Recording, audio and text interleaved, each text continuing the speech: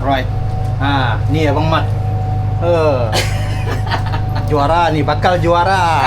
Cik tahulah kategori sisik kah, kategori sisik. Semoga urusan kita orang semua dah lancar. Okey. Dan balik. Amin. Amin. Ini Cip Alai. Adik Abang Wandi. Kapal Sigos. Kapal Sigos di Kuching. Nak trip, kontak mereka berdua.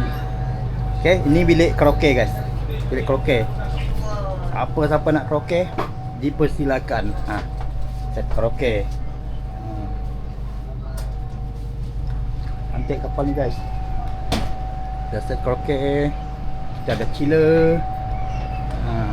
Itu Don dah cakap boleh minum je. Kalau air dam ni kita boleh minum je air dam ni.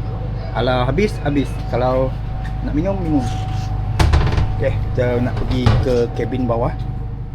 Bilik tidur. Inilah ruang tidur yang kita para angler tunggu.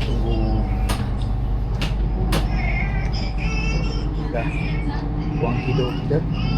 Aircon macam 1, 2, 3, 4 5, 6, 7, 8 9, 10, 11, 12. Kat luar ni ada 12 katil. Ada 12 katil sini guys.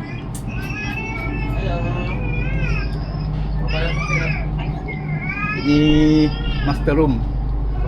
Master room ada 1, 2, 3 dan boleh jadikan ruang solat juga. Ini adalah master room dia guys. Ada aircon tersendiri. Sejuk ni guys.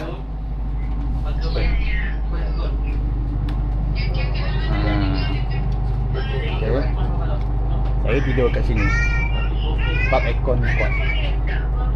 Alright guys, nanti kita review lagi